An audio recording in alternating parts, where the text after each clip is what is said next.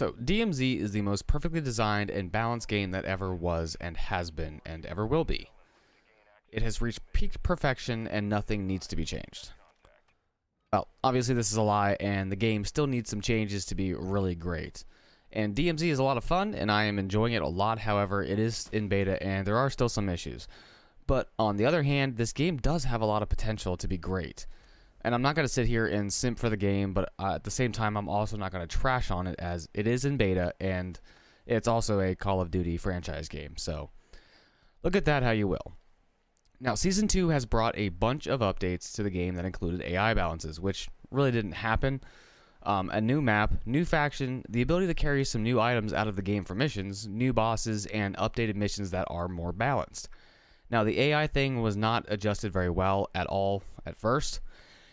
It appeared that Ashika Island AI hit a little lighter than the AI on Al Mazrah, as well as the bots on Al Mazrah just seemed to be tuned to 1,000. However, Infinity Ward did just state that they made some recent moderate changes to the AI damage across Al Mazrah and Ashika Island. They clarified that further by saying that they reduced overall lethality of the AI on both maps.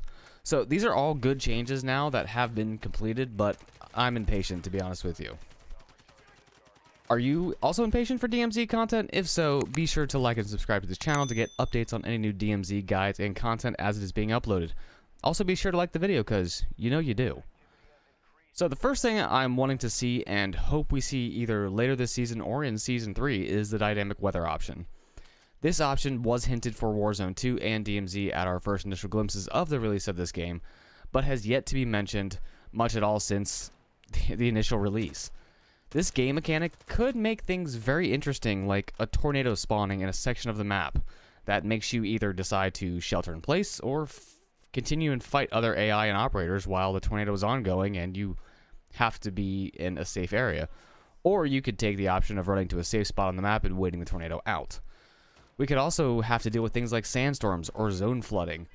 The options are out there, but no hint as how soon this will actually appear in the game. But we do know at some point, based on recent drops and things like that, that it is coming at some point. Now, another mechanic I would really like to see released into DMZ that was hinted at was the day and night modes. Now, this is already an option on the co-op missions, as I'm sure most of you already know.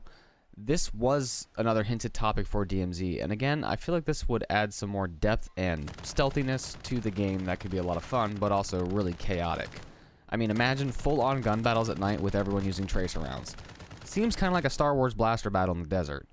But again, this would add a whole other strategy mechanic to the game, like dealing with AI that have Nogs and AI that don't have Nogs, or special night-only mode bosses. Again, we don't have any updates on how soon this would come, but it was hinted at several times that there would be a day and night mode in DMZ. So next up is, can we please get some more depth into the rewards? And I know some people may not like me saying this, but I know that you get calling cards and blueprints, but aside from those items, there really isn't a whole lot worth to achieve beyond that. What I really think we need is an out-of-game currency of some sort to enhance the looter-shooter vibe that this game is supposed to have. Similar to Tarkov. And yes, I know it's not Tarkov, but it's in the same game genre. Outside of weapon cooldown and XP, cash doesn't really have a use. Realistically, that could be used out of game to give more reason to collect cash in the game. If you don't need XP and you don't need to reduce your weapon cooldown, there should be more to that cash usage. Think of an out-of-game buy station where you could buy a self-revive to go into Al Mazrah, or a 3-plate before going in, or add DMZ-only skins and camos to unlock or buy with said cash. Everyone loves kick-ass skins and camos. Unless they are able to add some sort of game economy or collection system, I don't think the game will continue to thrive much longer than another season or two down the road without that advanced depth. Now, the options are damn near endless in this game, and my hope at this point that they are just continually adding something. They have stated that they do not plan on just recycling and resetting missions every season, and that they have plenty of content planned. So all we can do for now is dream, wait, and pray maybe.